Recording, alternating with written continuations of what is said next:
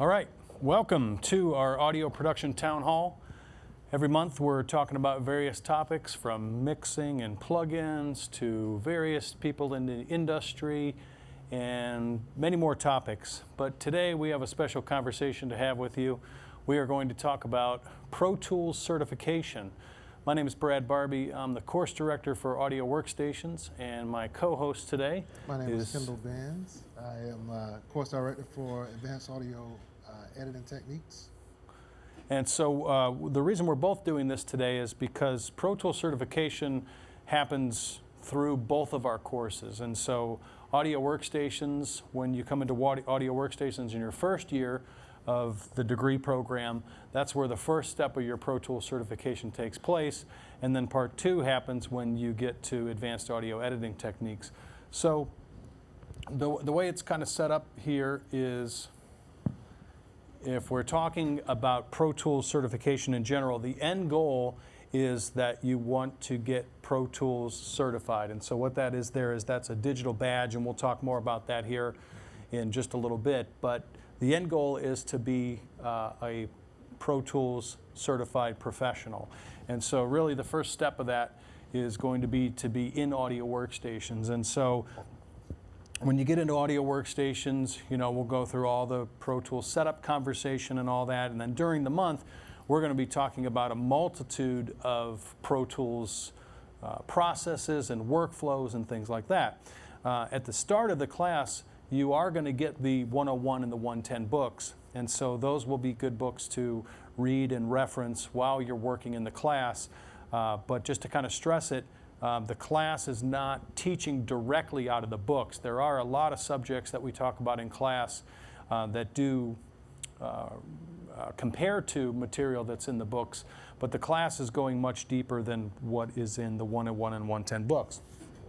So, you know, as the slide says, taking the class is not going to be exactly everything that you're going to need in order to do well on the Pro Tools certification test. And so you're really going to have to read the books.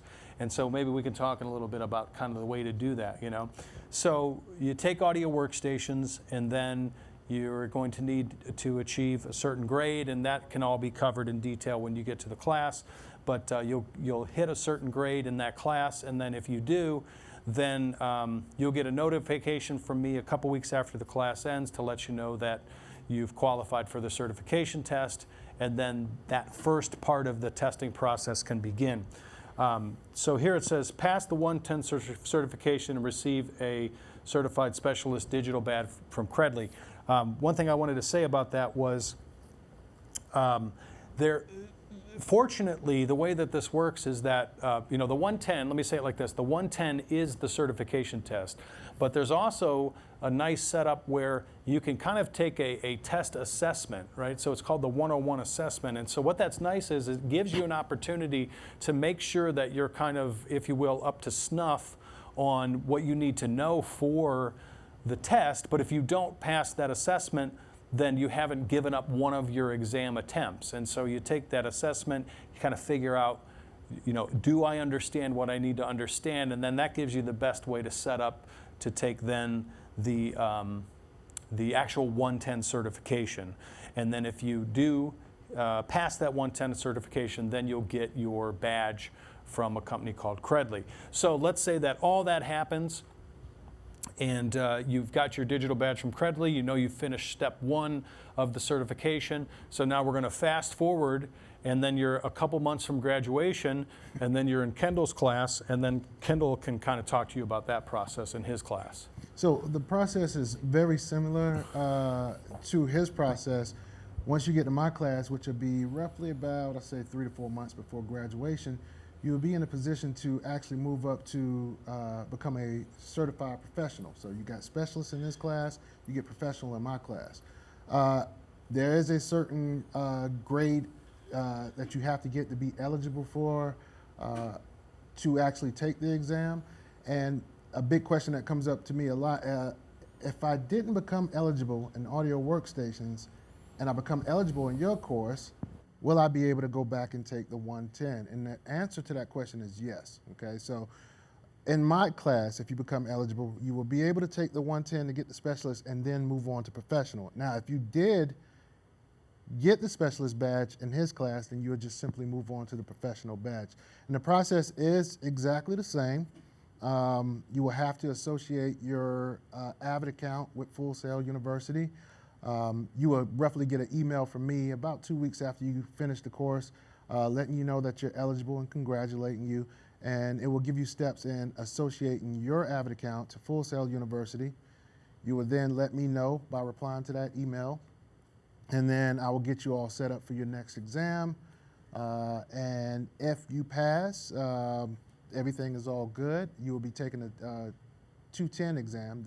I don't have an assessment, so it will just be the one exam, which you will still have to study from both the 201 book and the 210 book. All right, so those two books will comprise all the questions you'll be asked in the 210 exam to get your professional levels badge there.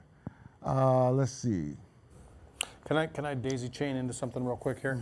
So the one thing I wanted to clarify, because we've been using this term about badges and specialist badge and user and these things. Like, for example, let me just back up here a second. So actually, no, I want to go forward, pardon me. I guess I got rid of this line. The badge in general, pardon me. But so again, this is the final badge that you would get if you worked yourself all the way through Kendall's class.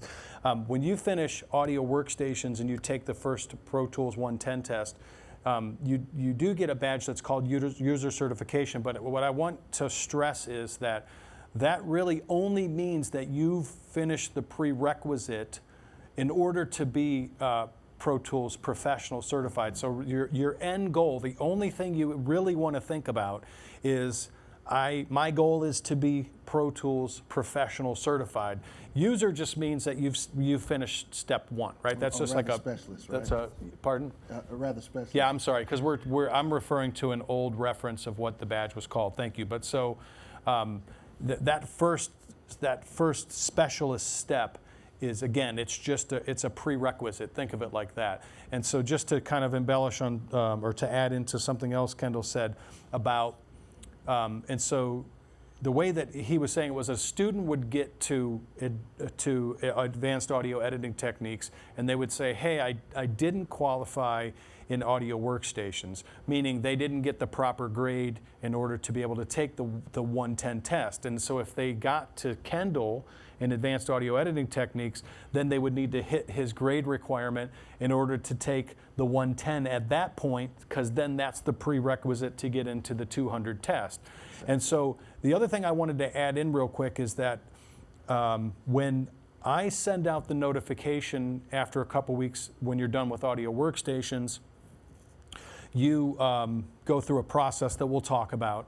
And then what's happening is students are messaging me back and they're saying, because I'm saying, hey, here, you've qualified to take the specialist certification, you should finish this test in the next 30 days. And so students are messaging back and they're saying, well, I don't really want to take the test right now. How long do I really have? And there is a little flexibility in there, but the problem is, I think what some students are doing is they're thinking that things are going to be so much better and it's going to make so much more sense when they get to Kendall because they're going to have all this extra Pro Tools experience, but really that's not the way to approach it. So if you don't hit the grade and you've got to qualify for specialist certification in Kendall's class, then that's what it is. You're just going to have a crunch to get the material done. But if you get qualified in audio workstations, we can correspond through email and I can kind of give you a strategy, but pushing it back and avoiding that because maybe it just feels like too much right now is not the right recipe, because there's a better way to handle that. So I just want to kind of throw that out there that, avoiding everything till you get to Kendall is really not going to be a good recipe for doing well. And to add on to that real quick is because you're giving yourself almost a year to really kind of get this one thing out of the way. If you wait till you get to my class, which is about 3 to 4 months before you graduate, you're going to be in a big crunch between your last few classes and actually graduating. to try to take these exams and study from 4 books. So you don't want to go through that hard process. I see students do it all the time, and they're waiting until like the last month right before graduation to try to cram it in, and wondering why they're not retaining enough information from the books. Is because you just cramming it in, and it's just making it a lot harder for a lot of students. So if you have the opportunity to get it done, the specialist level at least done at his course, then get it done there. So all you have to worry about is the professional when you get to my course.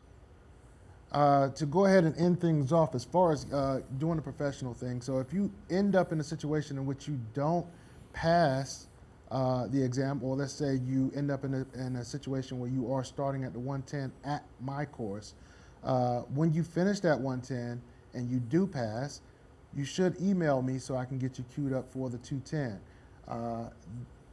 I would highly suggest that you email me within the same email thread that I started the email with. That way I can look through the thread and I know that you did the 110, you passed the 110, you know you already associated, and then we can go ahead and move on to the professional level, and everything works out fine like that.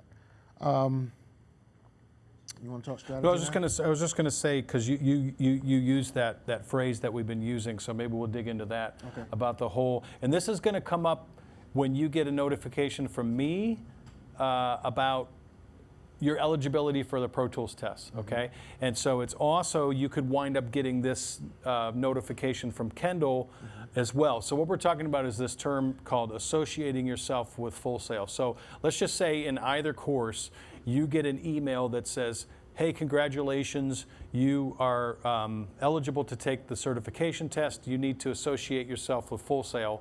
So if you want to elaborate on what exactly that process is. All right, that process, and when you do get that congratulatory email from me, I will have a step-by-step guide to associating your AVT account to Full Sail University. But how the process works is within your AVT account, you can associate yourself with a AVT learning partner, right? Of course, Full Sail University is an AVT learning partner. And so you need to associate your AVT account with the AVT learning partner that you actually get your AVT education from, which is Full Sail University. So you basically search through the database and find Full Sail University and say, hey, I'm associated with this school. That puts your account in my view to go ahead and enable for you to go ahead and start taking the exams. Same process happens in Brad's class as well. You know, yeah, and so I would say, you know, and I'm just going to kind of make up a percentage here, but I would say that, you know, it's probably 75%, as just a rough percentage, of students are going to get that information about associating with Full Sail from me, because once you're in the system, then Kendall, when you get there, would be able to find you. Mm-hmm. But again, if somebody were to not qualify in audio workstations, they might not get the request to associate until they got to Kendall. So that's why we kind of wanted you to see it that way, because one of us could be sending you an email about associating with the school. So then the other one was about preparing for the test. Oh yeah, absolutely. Everybody has their strategies in preparing for these tests. A strategy that always worked with me is that if you look at your 101, 110, the 201 and the 210 books, there's questions at the end of every chapter, okay? If you were to go directly to those questions, read that question and just seek through the chapter to find the answer to that question. By the time you've gotten to the end of the book and went through every chapter answering those questions, you would be totally prepared, because those are where most of those your questions you're going to actually get on the exam, they're kind of pretty much kind of loosely taken from those questions at the end of every chapter. So if you can answer all those questions at the end of the chapters in each one of those books, you will be totally prepared for the exam. Trust me on that. You know, and on that note too, a big question that I get with certification is, you know, a student will come up to me and, you know, it's kind of like this hushed tone of like, so what's the way that I'm really going to study for the test? Like, how should I really study for the test? And I'll just be, you know, straight up, it's read the books, because, you know, through the years, we've done, recertification, and we've gone through the process. And then when new AVT books come out, I read through them, and so I've read through multiple versions of the AVT books, and so it's just I try to treat it like a day one thing. Like if a new set of books shows up, it's like I crack it open and I just start reading, and I'm a little particular about the way that I take some notes and things. I always like to just use Mac notes, and then if I pull a little piece for some reason that stands out to me, or if there's a call out of, hold this combination of keys and you can do this inside the software, I crack open Pro Tools and then I'll actually do that. And so I would say, the more methodical the better, rather than thinking like, okay, I just need to read this bullet point on this page or this bullet point on this page. So to directly what Kendall said, yes, at the end of the chapter there's questions, so like that is going to be your big focus, right? So then when you get to the end of the chapter, that's what you do. You take all those questions and you look them up and you read and you study, and you build yourself a little notebook in a sense, because once you get through all the chapters, that's what you're going to use as your kind of study guide for before you go and actually attempt, well, let's say that it's, audio workstations, before you attempt the 110. You're going to go through all those notes and really work through it. The other thing that I will say too about preparing, and it can feel like, sometimes it's like I want a shortcut, like, oh man, it's taking way longer than I thought it was going to take to read through these chapters. Well, it's about giving yourself a realistic picture of how you need a strategy, right? You got to have a vision of when the test is going to happen, and then you got to have a strategy how you're going to get there. So what it is if I tell you that you're going to get an email, let's just say it's 3 weeks after Audio Workstations ends, or 4 weeks after Audio Workstations ends. Well, that's going to be, let's just call it a month because it's easy, a month till you're going to have to take the test, right? So then back it up 4 weeks into when you get the books and Audio Workstations. Well, the test you're going to take is the 110. So you're going to read the 101 and the 110 book, right? Well, let's just say the second week of Audio Workstations, you sit down, you crack open the book, and I love timers, so set a timer for, say, 15 minutes, and then just start reading the book. And when 15 minutes is up, just figure out how many pages you read. It could be 3, it could be 9, you don't know. Well, that'll give you an idea about how long it's going to take you. So then what I would do is just say, you know what I'm going to do? Every day I'm going to sit down and read and go through this stuff for 15 minutes. You do that for 7 weeks. It's probably not even going to take you that long to get through at least a book and a half or something, And so then you get the email, you finish up that 110, you take your notes, you do a little review, and you study. So you have to approach it from a long-term prospect, because let's just say that you were just like, well, whatever, I learned it all in Audio Workstations, I know what I'm doing, and you lucked out and you took the 110 and you passed. Well, that's going to backfire on you. That's not gonna down work. the road, not only in AAE, but potentially in other classes working up through that too. Yeah. So, it's really about having that strategy for the right way to prepare. So that's how I would recommend to do it. Don't blow it off and wait all the way to do everything in Kendall's class. And then also when it is time to study, just take it light, keep it fun, but also there's got to be a little discipline in there for how you're going to chunk that book to get everything studied. I do want to jump in and add to that, because I think another good strategy is not only just identifying the answers to those questions, but actually opening up Pro Tools at the same time, because you kind of alluded to that. Opening up Pro Tools at the same time so you can actually understand the behavior of the function that you're reading about in the book, because sometimes you can associate that function with what the answer is, knowing the behavior. When they start to ask you the question on an exam, you kind of know what the end result is going to be right off the bat. And that kind of makes things easier to have some kind of reference points within the software that kind of help you out as far as answering those questions and understanding what you're being asked. That has helped me out a lot. And on that note too, I'll give you 2 things. One, what I was going to say before, and you remind me of it, is in the book there's always exercises that you get after you read a chapter. go through those, because you might look at one and be like, oh, I know an instrument track, I know about that. But if you just go through that, it's not like somebody just, made it up and it's like, here, tell them to create 3 instrument tracks and put a boom on there, like an instrument plug-in. Like it's well thought out for like these kind of like micro workflows. So definitely work through those, because what it could be is you get to an end of chapter and you're like, oh, I got a good pace. And then you want to skip those exercises because you just want to be able to get through and finish the book. That's one. And then the other one is what Kendall is saying about having Pro Tools open and actually associating what you're reading.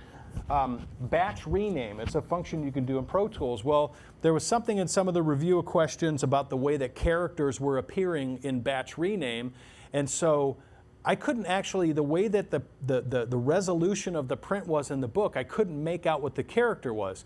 So I just opened up Pro Tools and I took a big loop pack, like maybe 20 loops, and they all had a name in front of the loop, the name of the company in front of the loop. So I threw them into the clips list, and then I just did a quick batch rename on all those, and I used what I thought the character was, and then I figured out what, it was a pipe symbol, like a vertical divider, and I couldn't tell in the picture. But so, it just going through it, sometimes you read something and you read it 2 or 3 times and you're like, but what? But if you actually open up Pro Tools and then you go step by step, all of a sudden it's like the veil comes off and you totally understand and you have it. It's like you remember it then. So, connecting that together between it is a text-based test, but at the same time, your practical operation will help to solidify your visual understanding of what you're going to answer because they're multiple choice and true and false type of questions in the test. It makes me think that, we're spending this time doing this town hall, and I think sometimes students don't understand the importance of actually having a Pro Tools certification. And I say that because I don't know of any other DAW, digital audio workstation, in which somebody is actually looking for a certification other than Pro Tools, right? I've seen people get jobs because they have this certification. I've been reached out to because I have the certification, just from complete strangers asking me to come in and operate for one of their sessions or something like that. So when it all comes down to it, if I was hiring 2 people and both of them were telling me that they had 10 years worth of Pro Tools experience, I'm going to lean to the one that has the certification, because that certification tells me that they have been using Pro Tools the correct way, all right? Instead of 10 years of bad habits of doing things absolutely wrong. So keep that in mind, that yes, this can really help beef up your resume. Big time. Yeah.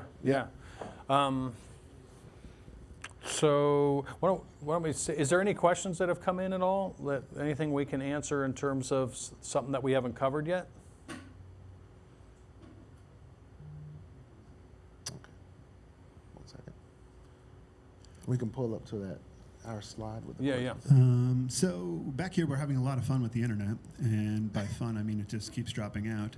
So some of the viewers are following us on this roller coaster of a stream, but Paul is one of them and happens to ask, what happens once we graduate from school? What is the cost of the test if we did not pass the first time? All right, so to answer that question, let's see. While you are still a student here and you are taking the exams, you have 2 attempts per test, in which you don't have to pay anything. On the 3rd attempt, I believe AVT does charge a fee for an additional attempt once you have done those first 2 attempts. I'm not sure what the price is. It's like less than $50. Yeah, I want to say it's like $29. I want to say it's around that ballpark. But 2 attempts is more than enough. As far as being a Full Sail student, you have up until graduation to take these exams. So and just to reinforce what Kendall said, that's what you have to watch out for, and that's why we're stressing about making sure you stay on track, because you really just want to be doing the final test when you get to Kendall. You don't want to be stacking everything in there at the end. So if you keep it spaced, then you're not going to have a whole bunch of work to do, because you need to finish that. Like graduation, That's the deadline. That's the cutoff. So if you don't finish by graduation, then it's kind of, there's not much you're going to be able to do about that. Okay. So you really want to make sure that you finish before graduation. And again, I'm being a little redundant here, so it's like Audio Workstation's email. If you're kind of freaking out about it, touch base with me. I'll give you a strategy, and then we can get you buttoned up within like a 30-day, maybe a little bit more period, and then you'll be ready for when you get to Kendall down the road. Gotcha. We got a second question here. What's that second question? Right. So Gil asked, does the first exam have questions from the first book only, or could there be, questions from both the books in the first exam? So if we're talking about Pro Tools Specialist Certification, that test is built from the 101 and the 110 books. So 101 and 110 books means you are going to take the 110 test. So anything inside of those two books is fair game. And then like Kendall was saying, 201 and 210, that's going to be, you're taking the 210 test. So yeah, anything inside of those two volumes per those two levels, that's material that'll be on the test. That's why I was saying, especially early on, that 101 assessment, that's a nice kind of reality check to see where you are, because if you totally bomb that, and now you got to do is just go back and study up and review, and then you'll be prepared for when you actually need to use that attempt to take the test. Yeah, absolutely. Absolutely. I can give some good advice when it comes to taking the professional level exam. You're not going to be able to pass that exam on sheer knowledge of Pro Tools without studying those books. It's a little bit more intuitive, and it's going to take some study and some practice and some actually dabbling in Pro Tools. But it's not going to be one of those things that you're going to sit down and be like, I've been using Pro Tools for a year, I'll pass it. No, that's not going to work. Trust me, I still have to study for that exam. Yeah, and again, maybe I'm being a little bit redundant, but it's all about your study strategy. If you go into the study process and you realize like this is not going to be, it's not a quiz, okay? It's not a quiz, and I say that with the utmost sincerity. It is a true certification test, and so you've got to treat it like that. You got to be able to say, okay, I'm going to take this test in 3 weeks, and I'm going to give myself a command and obey it, and I'm going to be disciplined, and I'm going to read this number of chapters a day, and I'm going to diligently study and review. And you got to have that, again, self-discipline to do it, because if you just kind of blow it off and you're like, well, it's not going to be fun first and foremost, and it should be fun. You should take it like a fun challenge, but a seriously fun challenge. Fun challenge, yes. Let's talk about these badges real here for a second here. So before they used to give like a PDF certificate. Now we deal with these digital badges, which I think are really cool because they have all this metadata contained within it that kind of pretty much a potential employer can actually look at this badge and know exactly what you're qualified to do. So I think that's a really cool feature in the fact that you can kind of use it in the digital domain. I find it to be very modern. So I'm very excited about this new badge process rather than having that PDF certificate. Yeah, and so one thing to keep in mind too is, some students have already kind of interacted with the old process of certification. And so let me give you an example. Somebody had, say, months ago, let's say in January, somebody took the certification test and they took the 101, right? Well, that's good because if they pass the 101, they know that they know some material.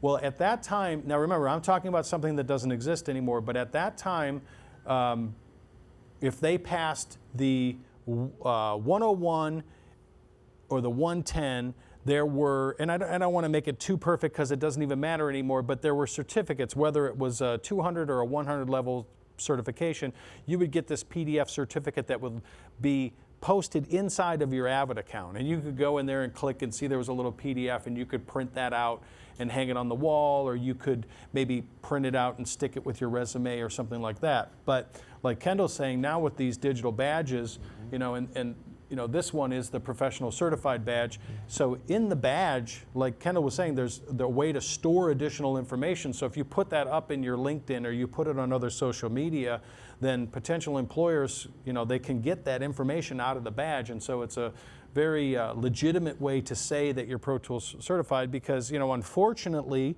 if it's a PDF, somebody can make up a bank statement easily. Somebody could make up a certification certificate if they were that shady, and and I hate to bring that up, but it does happen, right? So with the digital badge, that kind of it's just a whole new territory for the way that you get recognized for your certification. So again, if you're kind of accustomed, perhaps you've been around Full Sail for a year or so already, and you're acclimated to that older way, you probably could, if you've already done the 101 and 110, you could have received a notification about receiving a digital badge from Credly. And if you were like, oh, I don't know what that is, and then it's like still sitting in your email, you might want to pick that back up and read it, because it does have some good information about how the badge works and things like that. And if you have questions, you can message me or message Kendall, and we can help you out. Absolutely. And just real quick, so on Full Sail 1, if you go to Full Sail 1 and you find the Pro Tools Club, inside of there is a little section for Pro Tools certification. And so some of that is Pro Tools certification times related to students that are on campus, but also in there are all the emails for the instructors that are related to the Pro Tools certification. So you would find my email in there, and you'd find Kendall's email in there, and that would be an easy way to get a hold of us. Mm-hmm. A quick question. Okay. Go ahead with your question. So we have a student here who is looking to figure out how to get back to retake the test. I'm They sorry. are still in school. I'm sorry. Say that louder. I didn't hear it. Oh, no problem. A student here is wondering how they can get back to take the test, to retake it, as they are still in school. Okay, so that student will have to email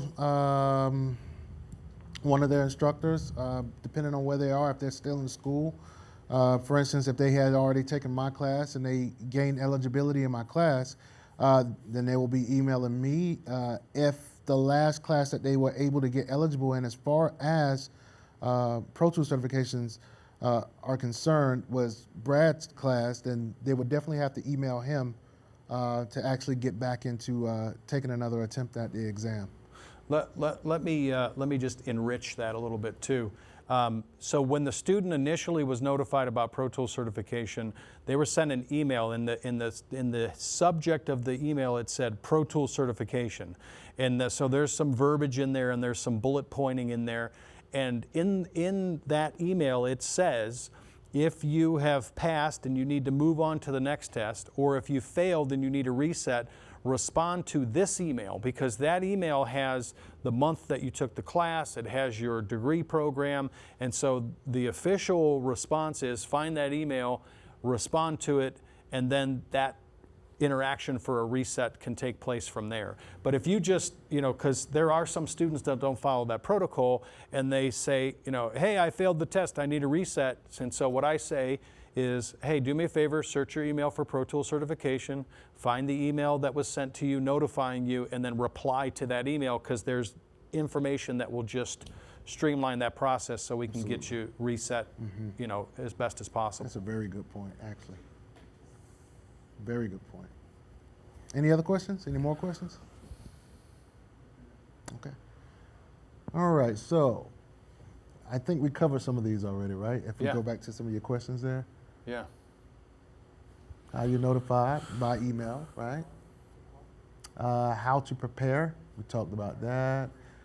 What do you do if you don't pass the first time? We talked about the different attempts and actually getting back in touch with your instructors. And just real quick, again, not to be redundant, but the important thing is replying to that email. Because again, what some students will do is they don't pass the test, and then they'll send a message inside FSO, because they're like, oh, I took audio workstations, or I took advanced audio editing techniques. So, the normal thought would be, oh, well, I'll just message my instructor from that class. But again, you're just going to get a reply back that says, hey, please look for Pro Tools certification email, because when you reply to that, I'll have all the information that I need. So if you don't pass, don't request it inside FSO for a reset. Make sure you find that notification. Pro Tools certification is the keyword that you're looking for, that we can respond to you. Yeah. Keep that email when you get it, Yeah, regardless, right?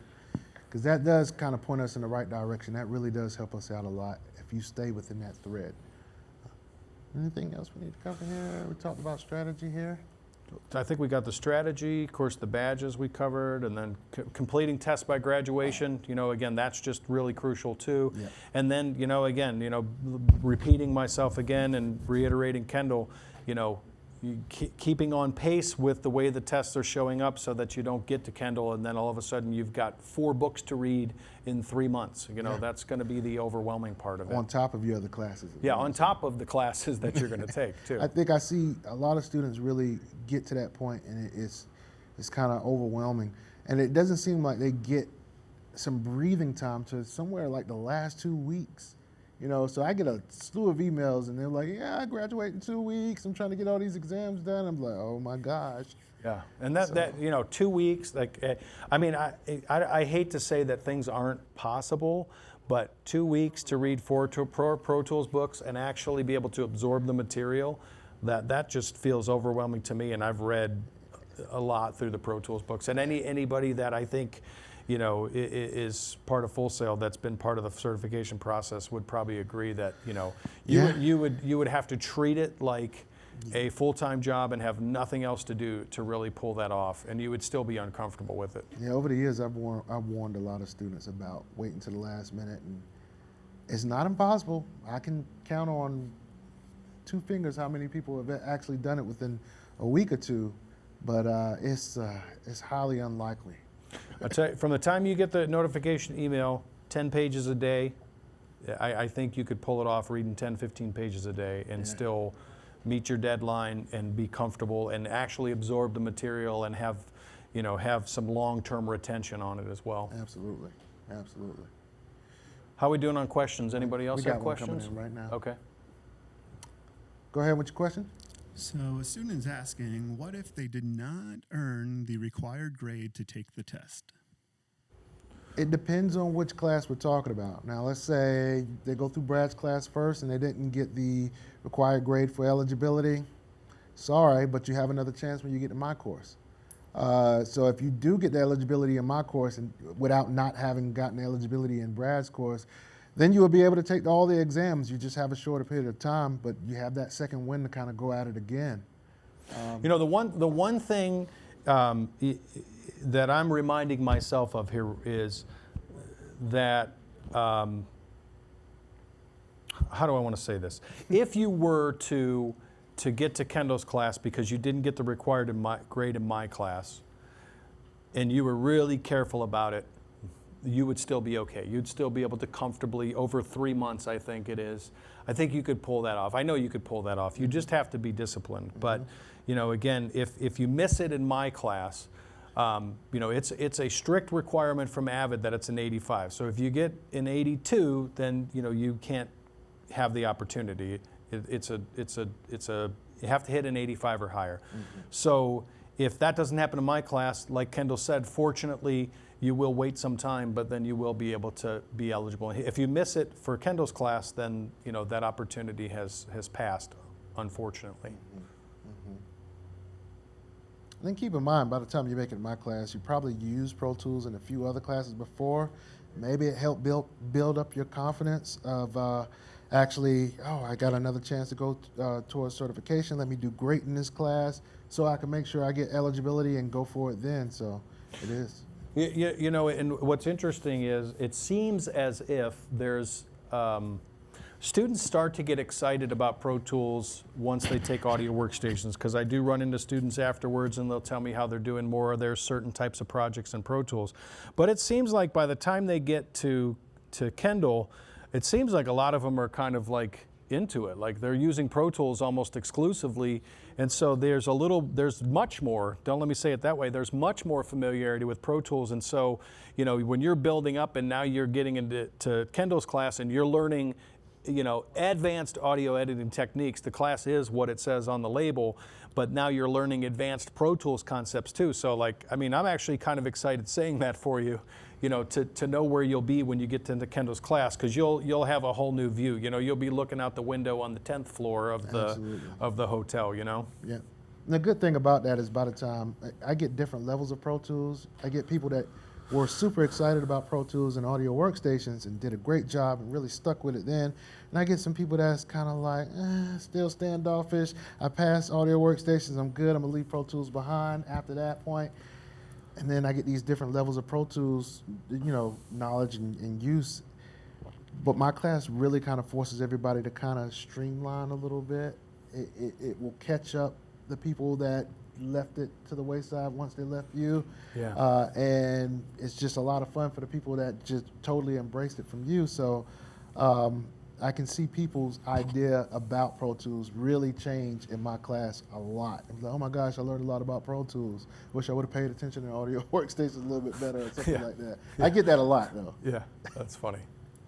I just thought of a quote, and again, it's just about preparing for the tests and not overthinking that part of it, But there's a saying that I heard recently that work expands to fill the time allotted for it. So it's like when you get that notification that you have become eligible for Pro Tools certification, just know this is the one, and I know I'm repeating myself, but if you get that notification, you're going to associate with Full Sail, and then the first thing you do, if you haven't done yet, is you take that 101 book and you crack it open, and you set a timer for 15 minutes on your phone. I would put the phone on DND too, so you don't get disturbances like I do, because it's easy to get distracted. But you put that 15 minutes on the phone and you just start reading. And you don't try to rush. You make sure, if it takes you 15 minutes to read a paragraph, that's fine. That's going to be your pace.